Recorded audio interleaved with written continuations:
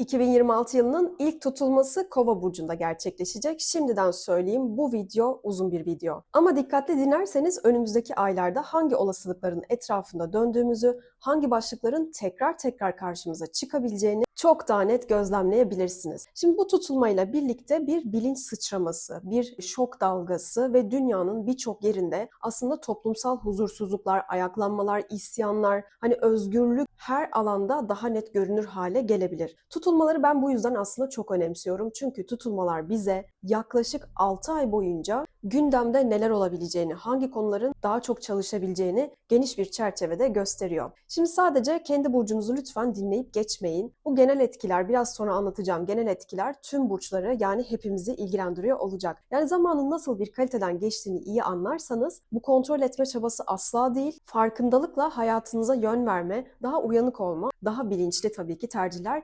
olasılığınızı da artırıyor. Tutulmalar tabii ki kaderseldir. Hele ki haritanızda önemli noktalara temas ediyorsa. Ben burada birazdan tüm olasılıkları anlatacağım. Ama benimle ilk defa karşılaştıysanız hoş geldiniz. Ben Fulya. Burada gökyüzü olaylarını her ay gerçekleşmeden önce sizlere ne anlattığını aslında tercüme ediyorum. Bu dili öğrendikçe neyin neden olduğunu çok daha net gözlemliyorsunuz. Siz de önceden bazı şeyleri öğrenmek isterseniz kanala abone olup bildirimlerinizi açabilirsiniz. Böylece beni de desteklemiş olursunuz. Bana ulaşmak isterseniz de ekranda adresleri görüyorsunuz zaten. Hem Instagram'dan hem mail adresimden ulaşabilirsiniz. Çok önemli bir tutulma. Hatta 2026'yı bence başlatan bir tutulma olacak. 2026'nın ilk yarısını etkileyecek. Bakalım bu tutulmada neler varmış.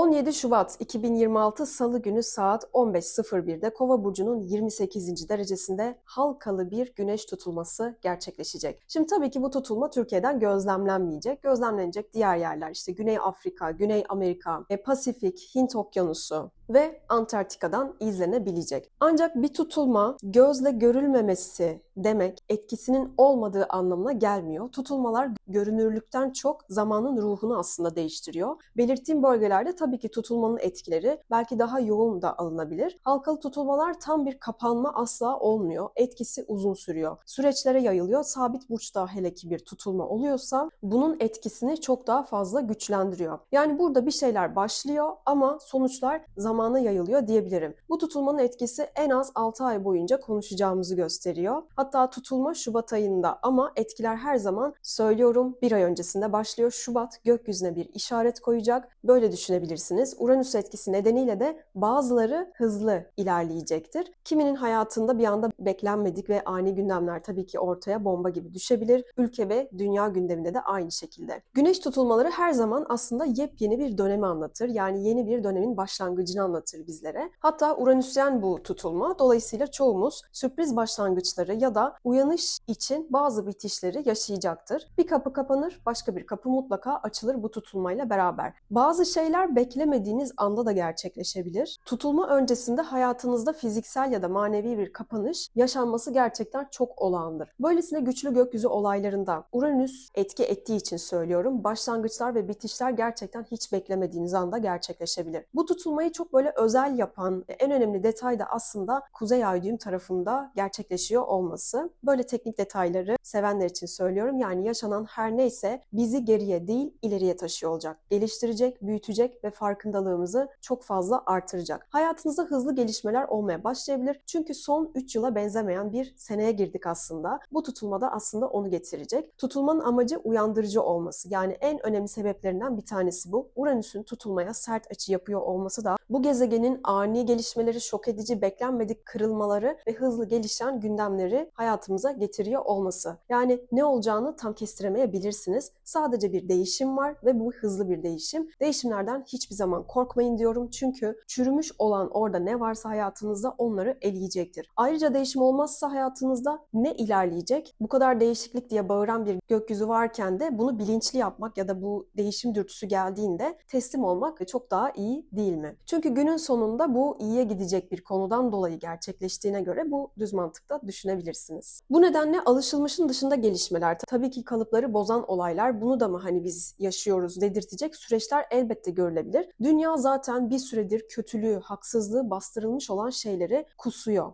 Dolayısıyla 2026'da bunlar bu tutulmayla çok daha görünür olacaktır. Hem bireysel hayatlarımızda hem de ülke ve dünya gündemi açısından gerçekten ani gelişmeleri göreceğiz gibi görünüyor. Bu değişim öyle bir günde olmayacaktır. Bunun altyapısı zaten oluştu. Altyapı işte bu hani isyanı, ani patlamaları, plan değişimlerini, özgür olma isteğini tabii ki getirecektir. Yeterince baskı oluştu. Bu enerji bir taraftan çıkması gerekiyor. Bunların olması gerektiğini gösteriyor. Bu yüzden bazı kişileri öyle dürterek değil, sarsarak uyandırtacak bir tutulmadan bahsediyorum. Bu yanı şöyle hemen hızlı olmuyor bazı kişilerde. Etkiler tutulmadan yaklaşık bir ay önce başlar demiştim ve özellikle 17 Şubat'ta 3 Mart arasında kontrol edilmesi çok güç olaylar, yön değişikliklerine denk gelebiliriz. Tutulmanın bazı vaatleri de kadersel olarak buralarda çalışabilir. Bu tutulma planladığımız gibi değil, olması gerektiği gibi aslında çalışıyor olacak. Yani özgürlük ve bağımsızlık dürtüsü çok fazla yoğun bir tutulma. Birilerine, bazı durumlara gerçekten tahammülümüz düşük olabilir bu sıralarda. Ani istifalar, ani görevden alınmalar, ani başlangıçlar, ani kararlar, ani ayrılıklar, ani finansal riskler bu dönemde daha sık konuşulabilir. Özgürlük bir yıkımla değil, bilinçle kurulması gerektiğini bize bu tutulma gösteriyor olacak. Hani bu tutulma güzel değilmiş gibi görünebilir size, öyle duyabilirsiniz ama uzun vadede hayırlı olanları başlatan tutulmalardan bir tanesi olacak. Çünkü insanı değil, hayatı değiştirmeyi hedefliyor. Bunu ilerleyen süreçlerde de lütfen unutmayın. Mesela isyan ve ayaklanma mı görüyorsunuz? Artık eskiyi yıkan toplum hareketlerini dünyada destekleyen bir tutulma olacak. Çünkü bir değişim olacaksa kolektif bilincin uyanmasıyla birlikte ancak olabilir. O uyanışı da aslında Uranüs gezegeni Kova burcundaki tutulmaya çok net açı yaparak gösteriyor. Kısa bir havasına bakalım bu tutulmanın. Şimdi bu tutulmada toprak elementi neredeyse yok, ateş elementi çok zayıf, hava ve su elementi çok baskın. Bu da bize çok fazla fikir, plan, zihinsel hareketlilik anlamına geliyor. Şimdi zihnimiz fazlasıyla aktif, farkındalıklar böyle yağmur gibi bizim zihnimize yağabilir. Burada bir uyanış var, bireysel veya toplumsal, en kötü gözlemleyebilirsiniz. Ülke ya da dünya gündeminde de böyle dalga dalga yayılabilecek bir etki. Ancak bunları hemen hayata geçirecek tabii ki motivasyon ateşi olmadığı için olmayabilir. Kalıcılık enerjisi henüz güçlü olmayabilir. O da toprak elementi az olduğu için. Ama Venüs ve Merkür'ün Balık burcunda ve yükselenin de Yengeç burcunda olmasından dolayı duygusal hassasiyetler, psikolojik temalar, aile, bağ kurma ihtiyacını çok fazla ön plana çıkartıyor. Burada Kuzey Ay düğüm ve Venüs de çok güzel açı yapmışlar. Yani kavuşumdalar. Uzun vadede çok insan doğru yerde doğru kişiyle de karşılaşabilir diye düşünüyorum bu tutulmadan sonra. İlişkilerle alakalı da uyanışların birçok kişiyi, hatta kadınları uyandıracağını, gerçek ilişkilerin, sevgilerin daha anlamlı olanı seçmeyi öğrenebileceklerini gösteren bir tutulma. İleriye götüren ani karşılaşmalar, kadersel ilişkiler bu süreçte gündeme gelebilir. Kadersel ilişkiler ilişki konusunda geliştirebilir. Evet, ama bu illa uzun süreli bir ilişki olacak anlamına tabii ki gelmiyor. Sizin farkında olmanız bir sonraki seçiminizi de etkileyecektir. Sırf bunun için de uyanış getirecek bir ilişki modeline de çekilebilirsiniz. Ve çok hızlı olabilir. Ocak ayında bu etkiler zaten başlıyor. Bilginiz olsun, hep bir ay öncesine başlar. Bitmesi gerekenleri de hızlıca bitirebilir ve bu bir uyanışı getireceğini de gösteriyor kişiselde. Şubat ayı çok böyle fark etme, planlama, zihinsel olarak açıldığımız bir zaman. Toprak elementinin o dediğim gibi eksikliği, çok şey düşünmemize rağmen uygulamada ilk etapta zorlanabileceğimizi ve bu süreci plan, program ve projeleri çok sağlam bir zemine oturtmadan başlamamak gerektiğini gösteriyor. Asıl hareket ve motivasyon ateş elementi güçlendikçe, yani Nisan'ın son 2 haftasından sonraki süreçte daha rahat akabilir. Ama Şubat'ta çok böyle zihinde kalabilir bazı şeyler. Bu yüzden bu tutulmayı hani böyle hemen harekete geçme zamanı gibi değil de daha çok böyle hazırlık, farkındalık dönemi olarak değerlendirebilirsiniz. Tabii dünya için böyle olmayabilir. Kova burcu temaları ve dünya gündemine şöyle bir bakarsak da Kova burcu aslında teknolojiyi,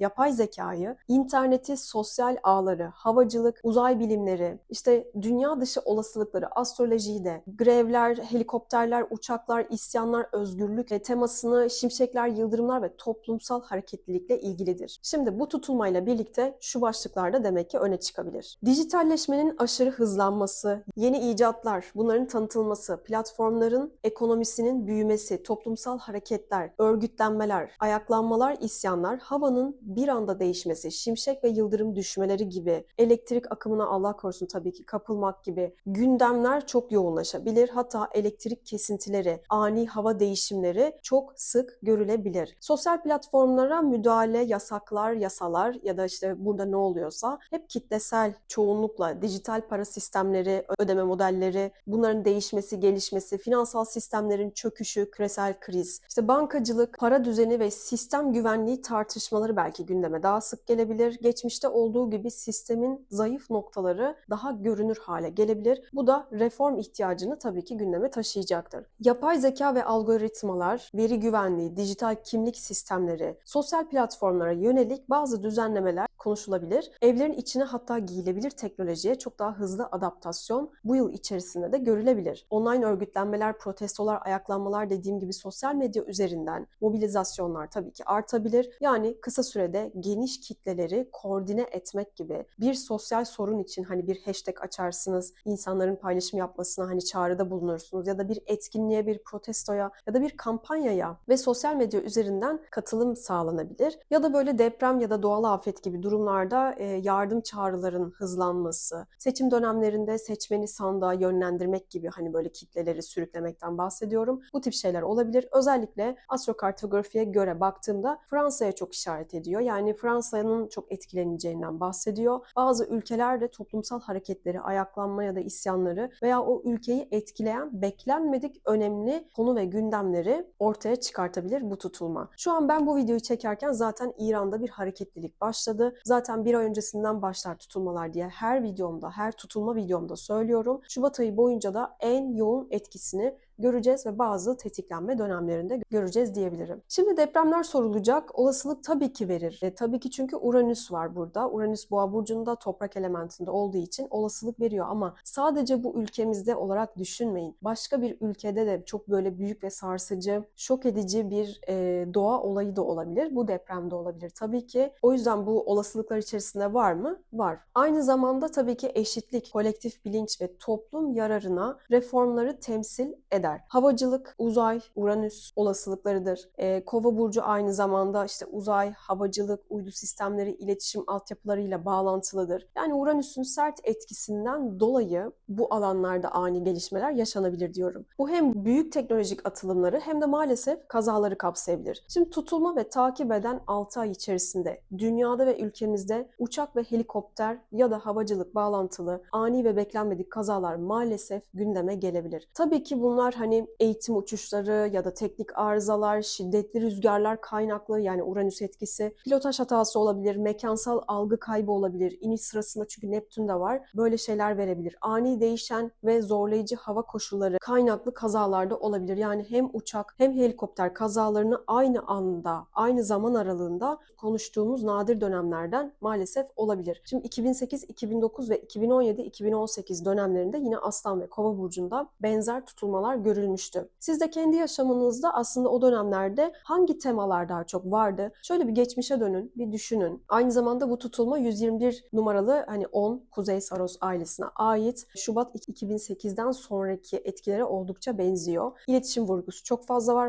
Muhtemelen işte internet hatlarının gitmesi, kesilmesi, bunlarla bağlantılı kolektif etkiler, kolektif şoklar, uyanışlar çok belirgin olur demek istiyor. Uzay, evren dedik, bunlarla alakalı gelişmeler ve bizden başka daha ne var? Bunları konuşabiliriz evrende. Hani biz tek gerçek miyiz yoksa bizden başkaları da var mı bu evrenin içerisinde? Bunun kanıtları gelebilir. Belki bunlarla alakalı sesler yükselebilir. Genel çerçevede bu tutulma aslında çok yenilikçi. Evet şok edici ama eşitlikçi, ilerici ve özgür bir karaktere sahip bir tutulma. Kişisel özgürlükler, insan hakları ve kolektif bilinç ön planda olacaktır. Dünya uyanışa geçiyor aslında dediğimiz zaman tam da böyle tutulmalardan sonra olur. Herkesin aynı anda uyanmasını bekleyemeyiz. Doğum haritanızda önemli bir noktaya eğer temas ediyorsa bu süreç beklenmedik ama yön değiştirici olayları sizlere getirebilir. Türkiye haritasına baktığımda evet 8. ev vurgusu var. Ankara'ya göre çıkartılan haritada tabii ki tutulma 8. evde. Şimdi bu demek ki vergiler, borçlar, dış borçlar,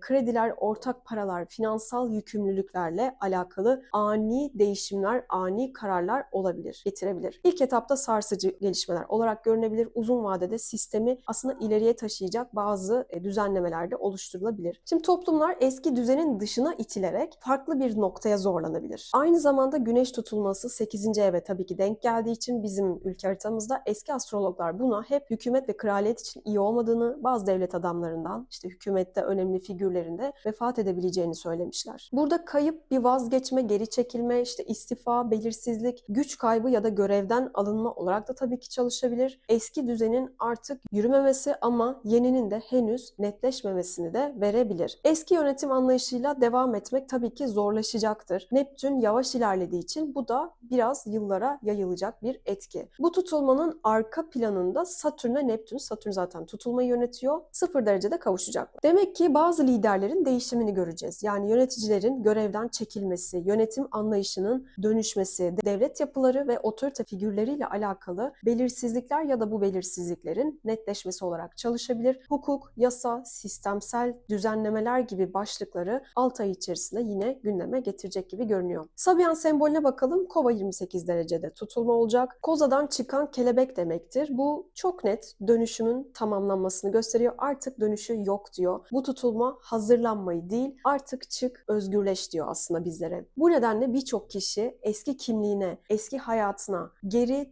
dönemeyeceğini fark edebilir. Bu dönüşüm özellikle sosyal çevreler, gruplar, gelecek planları ve toplumsal roller üzerinden de çalışabilir. Kopuşlar, ani kararlar, net yön değişiklikleri yaşayabiliriz. Bunlar kriz değildir. Doğal bir evrimimizin süreci, uzun süredir içte yaşanan bir değişimin artık dış dünyada çok daha net görünür hale gelmesine yol açabilir. Bazı süreçler tamamlandığında onları sürdürmeye çalışmak sadece bizi yoracaktır. Cesaret burada çok önemli bir tema olacak çünkü özgürlük çoğu zaman o konfor alanından çıktıktan sonra geliyor. Bireysel düzeyde tabii yapılabilecekler bu dönemde nelerdir diye şöyle bir bakarsak da hani büyük kararları aceleye getirmemeye çalışın. Anlık tepkiler çok verilebilir, tahammül azalıyor. Ani kopuşlardan kaçınmak gerekir.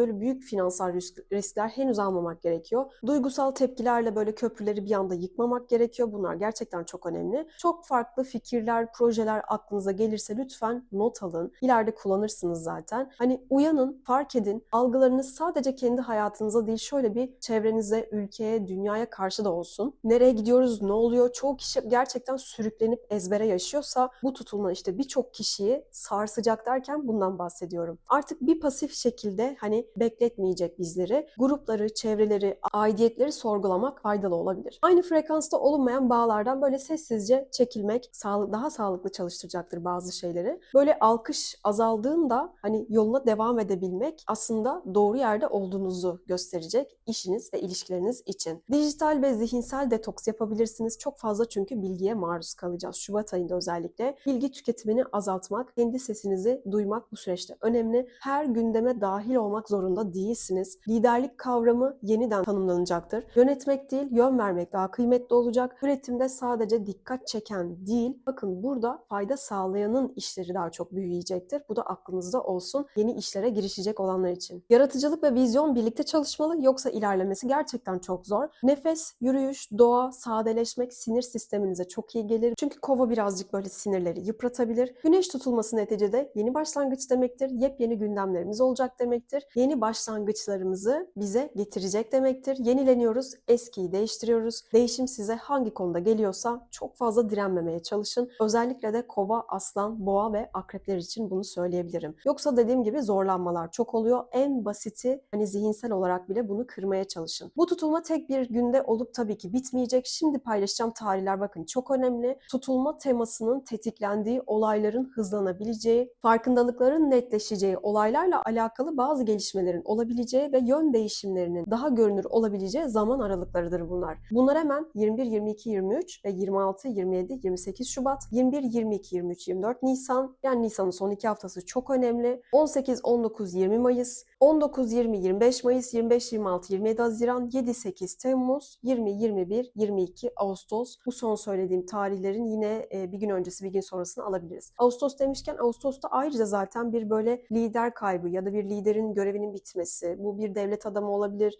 ünlü biri olabilir, dünyaca ünlü bir kişi olabilir, bunun vefatını gösteriyor da olabilir. Ya da belki de sadece görevden alınması, görev değişimini, görevini bırakmak gibi temaları da oralar daha fazla da veriyor aslında. Bu konu ayrıca dikkatimi çekti, söylemek istedim. Bakacağız, göreceğiz dünyada neler olduğuna. Şimdi bugünlerde ani gelişmeler, beklenmedik haberler, ilişkilerde ya da iş hayatınızda çok hızlı kararlar, çok hızlı bir yön değişimi, içsel olarak da özgürleşme hissi daha yoğun yaşanabilir demektir. Bu tutulmayla tabii ki parlayın ama yalnız kalmamaya çalışın. Yani bir şeyleri paylaşın, yeni kalabalıklara girin, yeni arkadaş gruplarına dahil olun, aidiyet kurun ama kendinizi de kaybetmeyin. Yani akıl, mantık, kova tarafı hep var olsun. Bu sene bu çok önemli olacak. Yani tabii ki akıllı olun ama kalbinizi de tamamen lütfen kapatmayın. Özellikle de aşık olduğunuzda bu aklınızda olsun. Tutulmaya yaklaşırken ve tutulma haritasında enerjiler size ağır geliyorsa da lütfen doğayla, sakinlikle biraz iç içe olmaya özen gösterin. Çünkü biraz dediğim gibi tahammül azalacak. Sürprizler, ani farkındalıklar, beklenmedik kopuşlar yani hep bunlar gündeminizde olabilir. Yön değişiklikleri geliyor bu tutulmayla beraber. Umarım sizlere harika sürprizler gelir. 17 Şubat 2026 Güneş tutulması sadece bir gökyüzü olayı değil, önümüzdeki aslında 1,5 yıllık sürecin trendlerini belirleyecek bir eşik gibi düşünebilirsiniz bunu. Güzel başlangıçlar umarım yaşarız. Özellikle dediğim gibi Kova ve Aslan burçları başta, sonra Akrep ve Boğa burçları çok etkilenecek diyebilirim yükselen ve Güneş olarak. Bakalım bizim tahmin etmeyeceğimiz, şok olacağımız, şaşıracağımız dünya, ülke ve kendi hayatlarımızda neler olacak hep birlikte göreceğiz. Şimdi sıra yükselen burçlarda. Astrolojide öngörüler her zaman yükselen burca göre yapılır. Bana bunu çok soruyorsunuz. Bunu da söyleyeyim. Eğer yükseleninizi bilmiyorsanız tabii ki Güneş burcunuza göre dinleyip ya da ikisini de biliyorsanız ikisini dinleyip harmanlayabilirsiniz. Güneş tutulması sizin haritanızda hangi alanları hareketlendirecek? Şimdi koçlarla başlıyorum. Koç ve yükselen koçlar 17 Şubat'ta gerçekleşecek olan tutulma sizin 11. evinizi etkileyecek. Şimdi tutulmalar çok güçlü gökyüzü olaylarıdır. Yaklaşık 6 ay boyunca etkilerini göstermeye devam eder. Dolayısıyla giriş kısmında paylaştığım tarihler vardı. O tarihler tetiklenme tarihleri sizin için de çok çok önemli. O günlerde olaylar hızlanabilir, farkındalıklarınız netleşebilir. Ayrıca bu tutulmanın haritanızda temas ettiği tabii ki başka noktalarda varsa bu etkilerin dışında da farklı etkiler de almanız çok mümkün. Şimdi tutulma önümüzdeki 6 ay boyunca sosyal çevreniz, arkadaşlıklarınız, dahil olduğunuz bazı gruplarınız, ekip çalışmalarınız, gelecek planlarınız üzerinde çok güçlü bir etki yaratacak gibi duruyor. Yani buralarda artık köklü değişimler olmaya başlar. Uzun süredir içinde bulunduğunuz bazı çevreler varsa, artık sizi temsil etmediğini, size yaramadığını düşünüyorsanız bunları fark edebilirsiniz. Aynı hedefe bakmadığınız ya da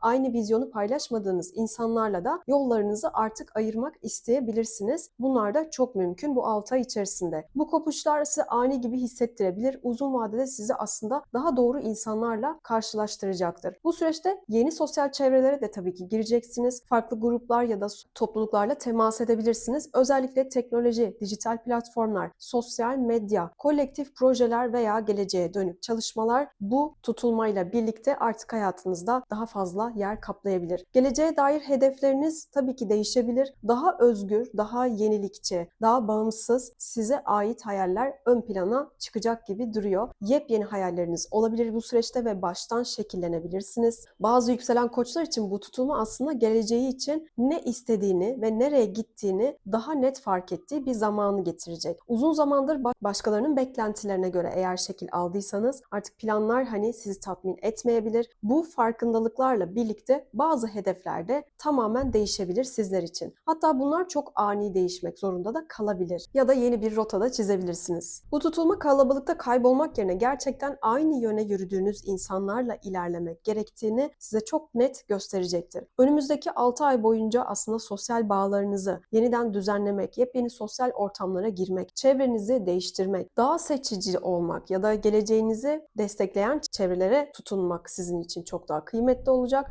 Umarım bu güneş tutulmasıyla beraber sosyal çevrenizde size iyi gelen, vizyonunuzu genişleten, geleceğe dair hedeflerinizi destekleyen insanlar karşınıza çıkar. Yeni kapılar hayatınıza açılır. Gelecek planlarınızda daha özgür, daha cesur, size ait seçimler yapabildiğiniz, kariyerle bağlantılı kazançlarınızda ve hedeflerinizde hızlı değişen koşullara adapte olabildiğiniz bir dönemden geçersiniz. Çünkü gündemleriniz aslında tam olarak buralarda şekillenecek. Güzel ve farkındalıklı bir tutulma süreci diliyorum sizlere. Eğer bu video size iyi geldiyse kanala abone olmayı ve videoyu beğenmeyi lütfen unutmayın. Bir sonraki videoda görüşmek üzere. Görüşmek üzere. Boğa ve yükselen boğalar 17 Şubat'taki güneş tutulması sizin haritanızda 10. evinizi etkiliyor. Şimdi tutulmalar yaklaşık aslında 6 ay boyunca aktif ve etkilerini zamana yayarak gösteriyor. Ben sizinle girişte paylaştığım bazı tarihler var demiştim. Bunları aslında sizin için de önemli buluyorum. Bunlar dikkat edilmesi gereken zaman aralıkları. Ayrıca tutulmanın haritanızda temas ettiği farklı yerler varsa, başka gezegenler veya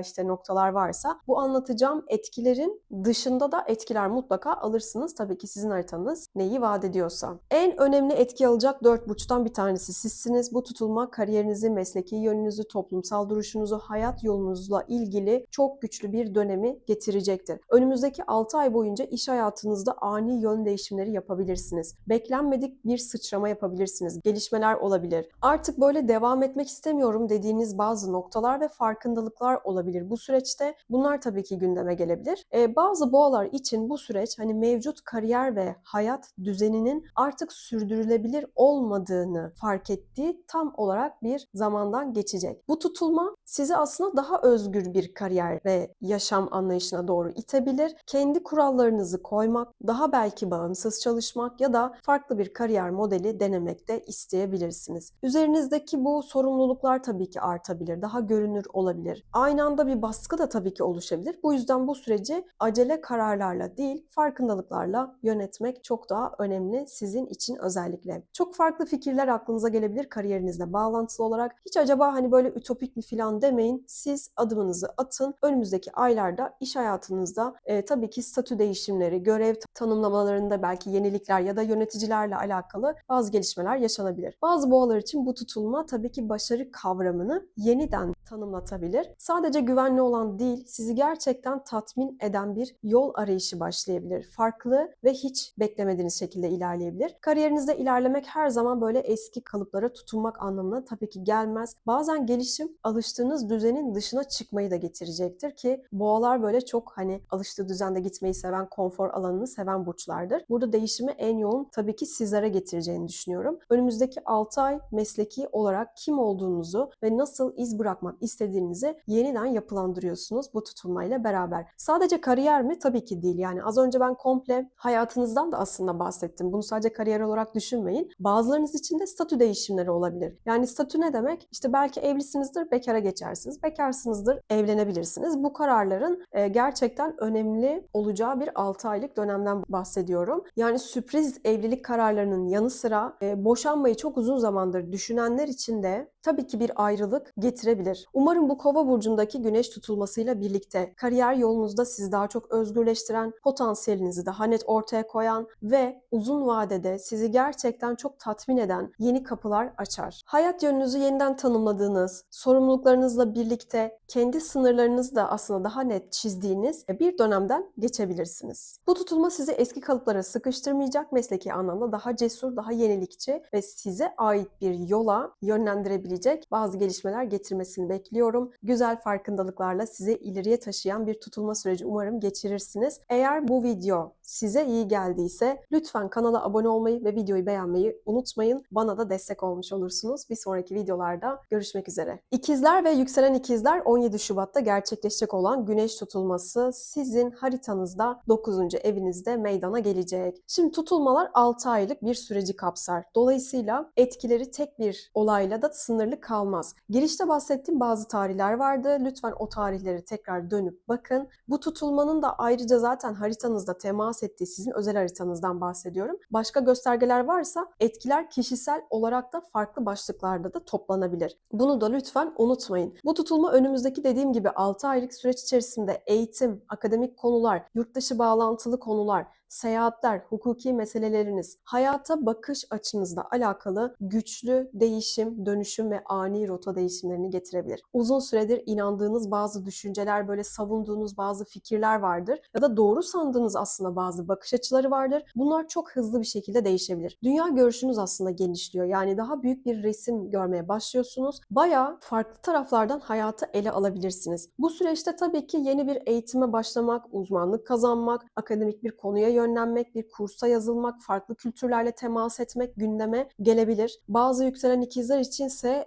bu tutulma yurt dışıyla bağlantılı bazı planları da hızlandırabilir ya da farklı bir yaşam vizyonu da sizler için açabilir. Bir de tabii eğitimler sizi çok geliştirecektir. Bunu da lütfen unutmayın. Önümüzdeki aylarda hani benim yolum bu aslında diyebileceğiniz bazı farkındalıklar güçlenecektir. Bu bir inancı, bir düşünce sistemini ya da hayata bakış biçimini bırakmak anlamına da gelebilir. Bu da sizi bir noktada aslında rahatlatacaktır. Bu bir kayıp değil, zihinsel olarak daha özgür bir alana geçiştir aslında. Bu tutulma size daha böyle büyük düşünmek, daha geniş bir perspektiften bakmak ve hayatı sadece yakın çevrenizle sınırlandırmamak gerektiğini gösterebilir. Önümüzdeki 6 ay boyunca zihinsel ufkunuz zaten açılabilir, yeni fikirler ve yeni yollar hayatınıza girebilir. Bu süreçte esnek olmak gerçekten önemli. Öğrenmeye açık olmak, zihinsel kalıpları biraz gevşetmek çok faydalı olur. Umarım Kova burcundaki bu güneş tutulmasıyla beraber hayata bakış açınızı çok genişleten, böyle hani ufkunuzu gerçekten açan, sizi zihinsel olarak da aslında özgürleşmenize sağlayacak bazı deneyimler, seyahatler, eğitimler hayatınıza dahil olur. Tabii ki hukuksal konularda da bu arada bir süreciniz olabilir. Tamamen bitebilir ya da başlayabilir. Böyle bir etki, böyle bir ihtimal de var. İnançlarınız, hedefleriniz ve gelecek planlarınızı daha net bir çerçeveye oturtacağını düşünüyorum. Bu tutulmanın sizi daraltan aslında değil de dünyayı daha geniş bir çerçevede görmenizi sağlayan, hani böyle yeni yollar, yeni ihtimaller size getirecek gibi düşünün ve bu konuda da uyanık olun. Güzel ve öğretici bir tutulma süreci umarım geçirirsiniz. Eğer bu video size iyi geldiyse de lütfen kanala abone olup bildirimlerinizi açıp yorum yapmayı unutmayın. Bana da destek olmuş olursunuz.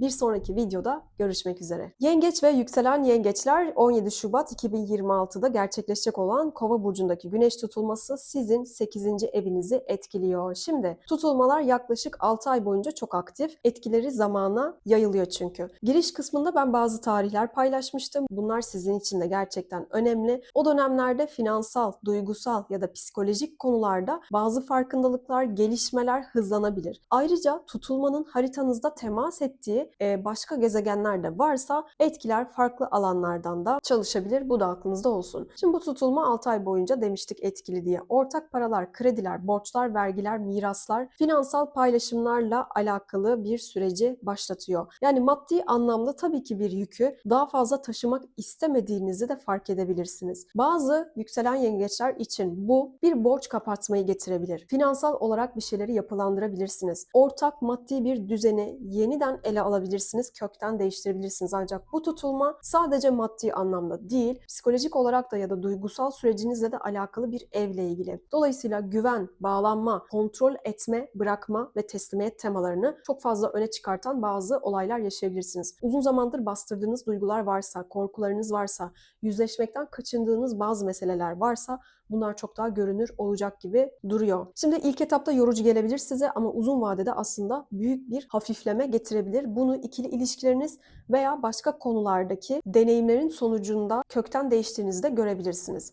Önünüzde zaten 6 aylık bir süreç var. Bu süreçte bazı yengeçler gerçekten duygusal olarak bir bağımlılığı ya da kendilerini güvende hissettikleri ama bir türlü büyüyemedikleri bir alanı bırakma ihtiyacı hissedecektir. Yani içsel gücü yeniden kazanabilirsiniz ve kendi kalıplarınızdan da özgürleşebilirsiniz bu süreçte. Aynı zamanda tabii ki daha derin, daha gerçek, daha dönüştürücü bağlara da alan açılacaktır. Bu tutulma size her şeyi hani kontrol etmeye çalışmak yerine bazı süreçleri de akışa bırakmayı getirecek. Önümüzdeki 6 ay boyunca hem maddi hem manevi anlamda biraz sadeleşme, arınma ve aynı zamanda güçlenme temaları sizin için belirgin olarak çalışabilir. Umarım bu güneş tutulmasıyla beraber aslında maddi ve duygusal yükleri daha rahat bırakabildiğiniz, sizi yoran bazı bağları da gerçekten dönüştürebildiğiniz, içsel olarak da güçlendiğiniz bir süreçten geçersiniz. Bu tutulmanın sizi zorlayan değil, aksine derinleştiren, arındıran ve uzun vadede aslında daha sağlam bir zemine taşıyan gelişmeler gelişmeler getirmesini bekliyorum ve diliyorum. Güzel farkındalıkları ve sizi hafifleten bir tutulma dönemi umarım geçirirsiniz. Eğer bu video da size iyi geldiyse kanala abone olup bildirimlerinizi açıp yorum bırakmayı da unutmayınız. Bir sonraki videolarda tekrar görüşmek üzere. Aslan ve yükselen aslanlar, 17 Şubat 2026'daki güneş tutulması sizin 7. evinizi etkiliyor. Şimdi tutulmalar tabii ki 6 aylık süreci kapsayacaklar ve özellikle ilişkiler alanında çok güçlü başlangıçlar deneyimleyebilirsiniz, kararlar alabilirsiniz. Benim şimdi giriş kısmında bahsettiğim bazı tarihler vardı. Bunlar tetiklenme tarihleriydi. Lütfen onlara tekrar dönüp bakın. Ayrıca haritanızda tabii ki başka önemli temaslar varsa etkileri daha kişisel ve yoğun çalışabilir sizler için. Şimdi en önemli etkiyi alacak burçların başındasınız. Bu tutulma önümüzdeki 6 ay boyunca sizin ilişkilerinizi, evlilik kararlarınızı, ortaklıklarınızı ve birebir bağlarınızı etkileyecek. Bunun için yeni bir dönem başlatıyor. Hayatınıza yeni insanlar girebilir ya da mevcut ilişkilerinizde ciddi kararlar gündeme gelebilir. Belirsiz kalan, adı konmamış ya da uzun süredir böyle askıda olan bir ilişkiniz varsa bu netleşebilir. Bazılarından gerçekten özgürleşebilirsiniz. Bazılarıyla bu dönem dostluklarınız bitebilir. Böyle deneyimler yaşatabilir. Bu süreçte ilişkilerde özgürlük, denge, eşitlik temaları çok önem kazanıyor olacak. Baskı kurulan, bireyselliği yok eden ilişkiler tabii ki zorlanacaktır. Buna karşılık daha eşit, daha dürüst ve karşılıklı alan tanıyan bağlar güçlenebilir. Birçoğunuzun aynı anda evlilik kararı alması, taşıması ya da boğulduğu bir ilişkiden sıyrılması çok büyük olasılık. Ani farkındalıklar çünkü gelecektir sizlere. Bununla birlikte bazı ilişkiler tabii ki sona erebilir. Bazıları yeni bir düzleme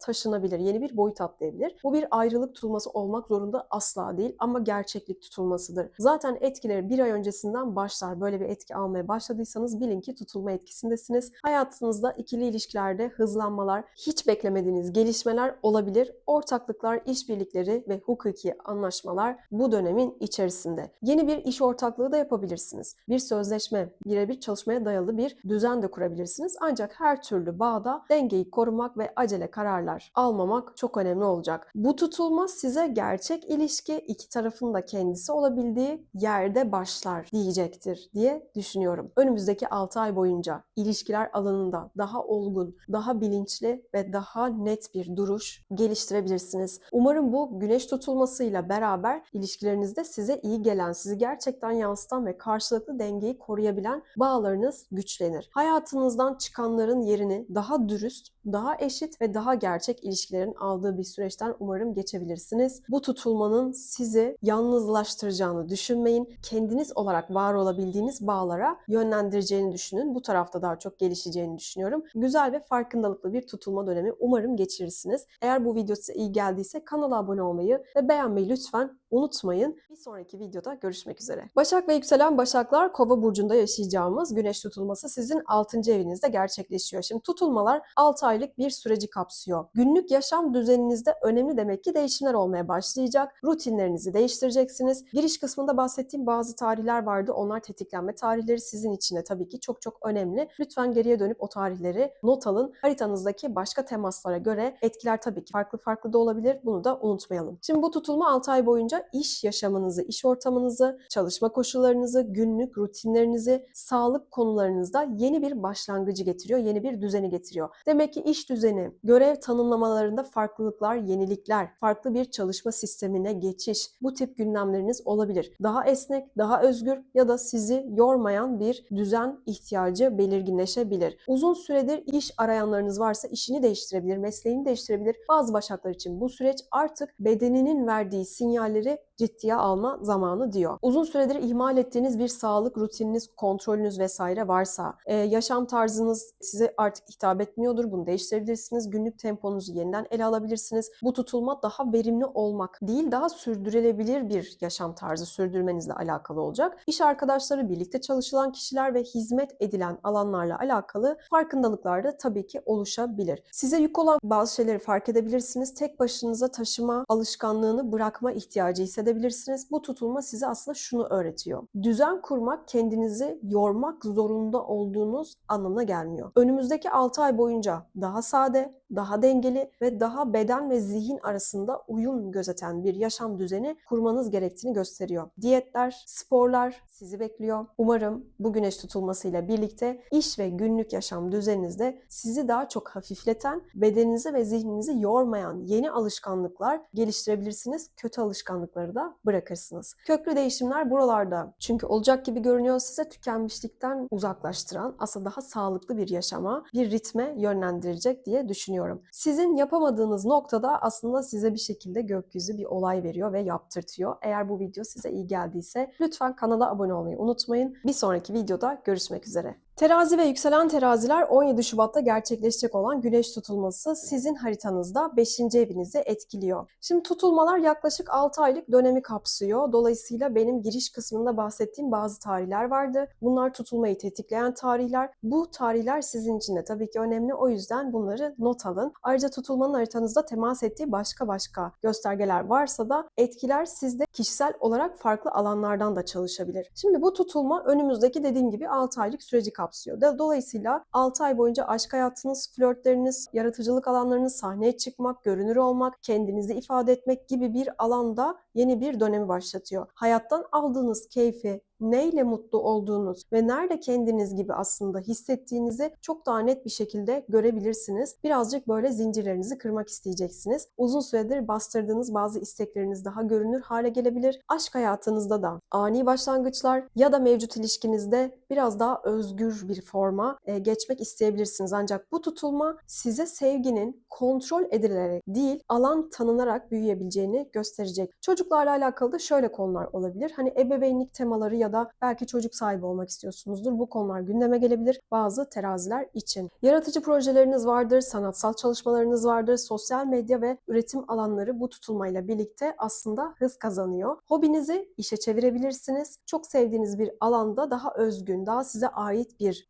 ifade biçimi geliştirebilirsiniz. Bu ihtiyacınız çıkabilir. Alkış almak değil, aslında kendinizi ortaya koymak öncelik haline gelebilir. Bu tutulma size hayattan keyif almanın aslında bir lüks değil, bir ihtiyaç olduğunu gösterecektir. Şimdi önümüzdeki 6 aylık süreç içerisinde sizi canlı hissettiren hangi alan varsa, hangi hobi varsa, hangi aşk varsa ya da hayat enerjinizi ciddi şekilde ne artırıyorsa buraya yönelebilirsiniz. Umarım bu güneş tutulmasıyla beraber aşk, yaratıcılık, kendinizi ifade etme alanlarında sizi heyecanlandıran, kalbinizi gerçekten yeniden atmasını sağlayan şeyler hayatınıza girer. Bu tutulmanın sizi geri planda tutan değil, ışığınızı aslında daha özgürce ortaya koyabildiğiniz gelişmeler getirmesini diliyorum. Eğer bu video size iyi geldiyse kanala abone olmayı ve videoyu beğenmeyi lütfen unutmayın. Başka videolarda görüşmek üzere. Akrep ve yükselen akrepler 17 Şubat'ta gerçekleşecek olan Kova burcundaki güneş tutulması sizin haritanızda 4. evinizde etkili olacak. Şimdi tutulmalar yaklaşık 6 aylık süreci kapsıyor. Dolayısıyla ev, aile ve köklerle alakalı konularda güçlü eşikler oluşacak demektir. Şimdi ben girişte bazı tarihlerden bahsettim. Bunlar tetiklenme tarihleriydi. Dolayısıyla sizin için de çok önemli tarihler. Haritanızda tabii ki bu tutulmanın farklı yerlere temas etmesi sonucunda daha derin de hissedebilirsiniz başka alanlarda. Siz de çünkü çok etkilenecek burçlardan birisiniz. Bu tutulma dediğim gibi 6 ay boyunca ev, yuva, yaşam alanınız, aile ilişkileriniz, geçmişle alakalı bazı konularda yeni başlangıçlar getirebilir. Taşınma, ev düzeninde değişiklik, aile içi dinamikleri, belki dönüşmesi ya da ebeveynlerle alakalı önemli gelişmeleri gündeme getirebilir. Bazı akrepler için bu süreç nereye ait hissediyorum aslında ben kendimi gibi bir farkındalıkla çalışabilir. Geçmişten gelen duygusal yükleriniz, aile kalıplarınız, köklenmiş inançlarınız varsa bunlar sürdürülemez hale gelebilir. Bu tutulma güven duygusunu dışarıda değil aslında kendi iç dünyanızda yeniden inşa etmeniz gerektiğini gösterecektir. Ev ve iş dengesi, dış dünya ile özel hayat arasındaki sınırlar daha belirgin hale gelebilir. Belki ev alıp satıyorsunuzdur. Belki kiraya veriyorsunuz, kiraya çıkıyorsunuz. Arsa işleriniz var, toprak alımınız var ya da ailenizin bunlarla alakalı bir şekilde ev ve aile konularında köklü sonlanma ve başlangıç temaları görünebilir. Şimdi bazı yükselen akrepler için de bu tutulma tabii ki aileden bağımsızlaşmayı da getirebilir. Yani kendi düzeninizi kurabilirsiniz, kendi evinize çıkabilirsiniz ya da belki evlenip çıkıyorsunuzdur. Bu ilk etapta sarsıcı hissettirebilir. Uzun vadede çok daha sağlam bir iç dengeyi dengeyi getirecektir. Bu tutulma size gerçek bir gücü, köklerinizi ve bu aile kök inançlarınız da olabilir tabii ki. Bunu inkar etmek değil, onları dönüştürmek üzerine geliyor aslında. Önümüzdeki 6 aylık süreç içerisinde içsel olarak daha güvenli, daha sağlam bir zemin oluşturabilirsiniz. Umarım bu güneş tutulmasıyla beraber ev, aile ve iç dünyanızda sizi daha güvende hissettiren, köklerinizi güçlendiren yeni düzenlemeler hayatınıza girer. Bu tutulmanın sizi geçmişte tutan değil, aslında daha sağlam ve huzurlu bir alan kurmanıza yardımcı olan gelişmeler getirmesini diliyorum. Güzel, derinleştirici, sizi merkezinizde tutan bir tutulma süreci umarım geçirirsiniz. Eğer bu video size iyi geldiyse kanala abone olup bildirimleri açmayı unutmayın. Bir sonraki videoda görüşmek üzere. Yay ve yükselen yaylar 17 Şubat 2026'da güneş tutulması gerçekleşecek ve bu tutulma sizin 3. evinizi etkiliyor. Şimdi tutulmalar 6 aylık süreci kapsıyor. Dolayısıyla sizin iletişim, düşünce, yakın çevre alanlarında önemli değişimler, yenilikler olacak demektir. Şimdi giriş kısmında bahsettiğim bazı tarihler vardı. O tarihleri mutlaka not alın. Tetiklenme tarihleri çünkü. Haritanızdaki başka yerleri tabii ki tutulmanın teması sonucunda başka alanlarda çalışabilir. Bu tutulma 6 ay boyunca geçerli. İletişim tarzınız, düşünce yapınız, yakın çevrenizdeki kişiler, kardeşler, akrabalar, işte eğitimler ya da belki kısa yolculuklar yapıyorsunuzdur. Bunlarla alakalı yepyeni başlangıçlar var. Onların hayatlarında da bu arada köklü değişimler yaşanabilir. Görebilirsiniz. Kendinizi ifade etme biçiminiz değişebilir. Daha özgür konuşmalar yapabilirsiniz. Bazı yaylar için bu süreç aslında zihinsel olarak eski düşünce kalıplarını bırakmak, yeni bir bakış açısı geliştirmek için önemli bir dönem. Eğitim, yazma, anlatma, öğretme ya da dijital içerik üretimi gibi alanlar öne çıkabilir. Şimdi sosyal medya, online platformlar ve teknolojiyle bağlantılı yeni projeler tabii ki gündeme gelebilir. Bir araç alabilirsiniz, bir araç satabilirsiniz. Çok yaratıcı ve farklı projeler tabii ki aklınıza gelebilir. Yakın çevrenizdeki ilişkilerde de farklılıklar oluşabilir. Sizi zihinsel olarak yoran, sürekli aynı döngüde tutan konuşmalar ya da bağlar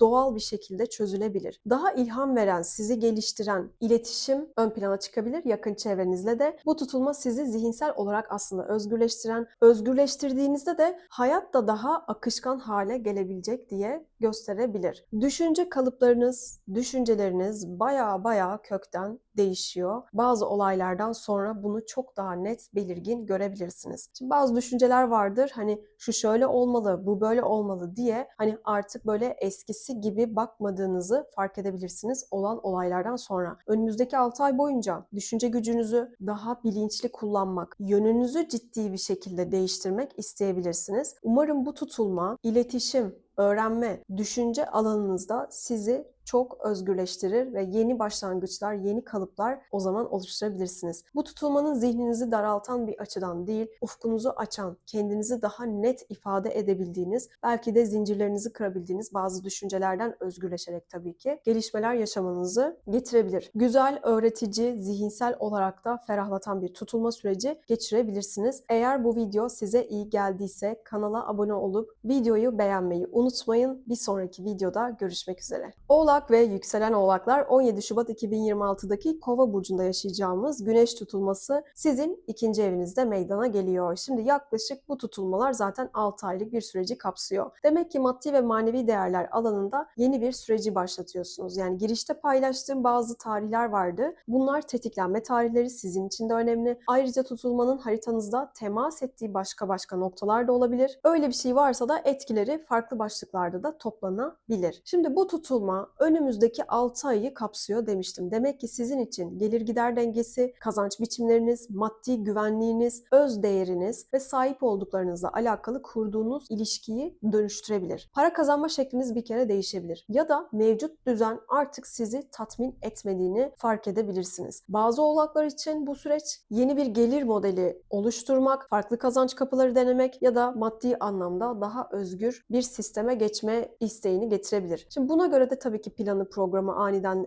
değiştirebilirsiniz. Ancak bu tutulmanın asıl vurgusu sadece para değil. Kendi değerinizle alakalı, değer duygunuzla da alakalı. Kendinize verdiğiniz değerle hayattan aldığınız aslında karşılık arasındaki denge çok önemli olacak. Bu çok daha sizin için görünür bir hal alacaktır. Uzun süredir böyle hak ettiğinizi düşündüğünüz ama alamadığınız ve bunu hissedemediğiniz konular gündeme gelebilir. Bu farkındalıkla hem maddi hem manevi sınırlarınızı yeniden çizmenizi sağlayabilir bu tutulma. tutulma. Şimdi bu süreçte harcamalar, yatırımlar ve maddi riskler konusunda aceleci davranmamak önemli olacak. Ancak aynı zamanda sizi uzun vadede güçlendirecek, daha sürdürülebilir ve size ait olan seçimler yapma ihtiyacını da tabii ki artıracaktır. Bu tutulma size gerçek güvenin sadece sahip olduklarınızda değil, kendinize duyduğunuz değerde başladığını gösteren şeyler yaşatabilir. Önümüzdeki 6 ay boyunca bu dengeyi yeniden kurabilirsiniz. Umarım bu güneş tutulmasıyla beraber aslında hem maddi hem manevi değerlerinizi daha net tanımladığınız, kazançlarınızın da daha bilinçli belki yönetildiği ve kendinize verdiğiniz değerin hayatınıza daha güçlü yansıdığını görebilirsiniz. Bu tutulmanın sizi güvende hissettiren, yine tüm burçlarda olduğu gibi sürdürülebilir bir zemine taşıyan gelişmeler getirmesini dilerim. Kazançlarınızda özgürleşmenizi ve farklı alanlarda kazanç sağlamanızı tabii ki sağlayabilecek bir tutulma. Eğer bu video size iyi geldiyse kanala abone olmayı ve videoyu beğenmeyi lütfen unutmayın. Bir sonraki videoda görüşmek üzere. Kova ve yükselen kovalar 17 Şubat 2026'daki Kova burcunda gerçekleşecek olan tutulma doğrudan sizin burcunuzda ve 1. evinizde gerçekleşecek. Sizi çok etkiliyor. Geldik sizin tutulmanıza. Hazır mısınız bilmiyorum ama 6 aylık bir süreç bekliyor sizi. Ani değişimler, ani gelişmeler yaşamanız için. Bu nedenle bu tutulma sizin için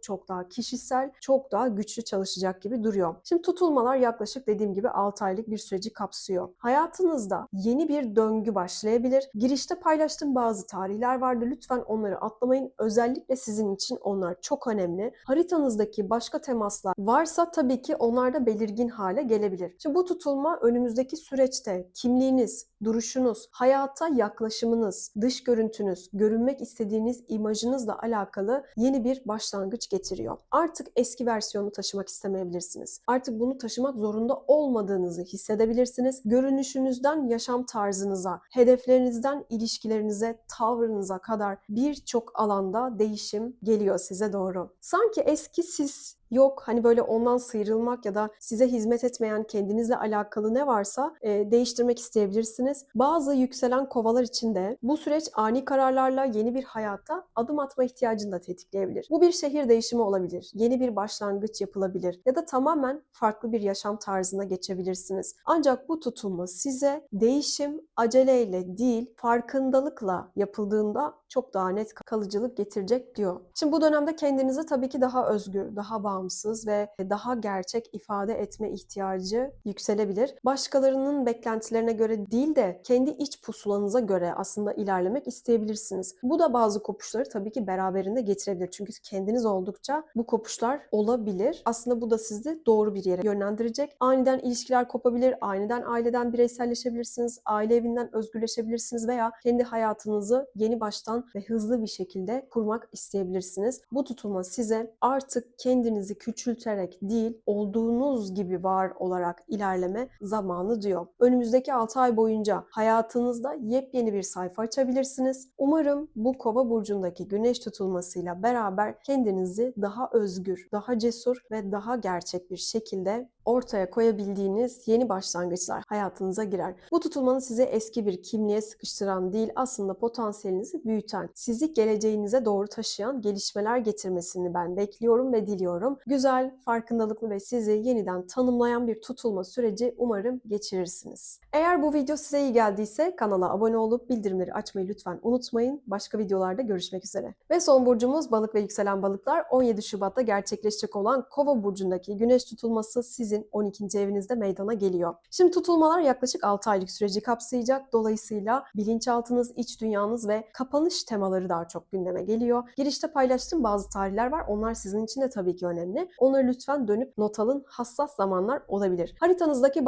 başka göstergelerle birlikte aslında daha derin hissedebilirsiniz bu tutulmayı. Bu tutulma önümüzdeki 6 aylık süreci kapsayacak. Sizi daha içe dönük, daha farkındalıklı bir sürece davet edebilir. Bilinçaltınızda biriken bazı düşünceler, bastırılmış bazı duygular ve görmezden geldiğiniz bazı kaygılarınız, korkularınız bu süreçte tetiklenebilir. Bu bir kriz asla değil, arınma ve kapanış süreci olarak düşünebilirsiniz. Hayatınızda artık size hizmet etmeyen alışkanlıklardan, bağlardan ya da duygusal yüklerden yavaş yavaş çözülmeye başlayabilirsiniz. Şimdi bu süreçte tabii ki yalnız kalma ihtiyacınız olur, dinlenmek arzusu olur, ruhsal konulara yönelebilirsiniz. Bazı balıklar için bu tutulma terapidir, meditasyondur, işte işte spiritüel bazı çalışmalardır ya da bilinçaltınızda bazı farkındalıkları desteklemek için bir iyileşme sürecini başlatmakla alakalı da olabilir. Gizli kalan konuların açığa çıkması gibi bir durum da verebilir ya da içsel olarak bazı gerçeklerle yüzleşmek de mümkün olacaktır. Bu tutulma aynı zamanda bir döngünün kapanışı olduğu için 2026'nın ilerleyen dönemlerinde başlayacak yeni bir hayat tarzının hazırlığını yapıyor olabilirsiniz. Acele etmek yerine bu dönemi böyle içsel bir temizlik, bir enerji toplanma süreci olarak görmek tabii ki çok daha faydalı olacaktır. Bayağı bir farkındalık kazandığınız, ileride de böyle seçimlerinizi buna göre şekillendirdiğiniz bir dönemi kapsıyor aslında bu tutulma. Size bazen ilerlemek için durmak gerektiğini aslında hatırlatacak diyebilirim. Önümüzdeki 6 aylık süreç içinde ruhsal olarak hafifleyebildiğiniz, yeni bir başlangıca hazırlanabildiğiniz, umarım iç dünyanızda sizi yoran yükleri bırakabildiğiniz, dediğim gibi ruhsal olarak arındığınız ve kendinize daha şefkatli davranabildiğiniz bir süreçten geçersiniz. Bu tutulmanın sizi geçmişte tutan değil, daha çok böyle yeni bir döngüye huzurla hazırlayan gelişmeler getirmesini diliyorum. Güzel, iyileştirici ve sizi içten güçlendiren bir tutulma dönemi umarım geçirirsiniz. Eğer bu video size iyi geldiyse kanala abone olmayı, videoyu beğenmeyi ve yorum bırakmayı unutmayın. Bir sonraki videoda görüşmek üzere.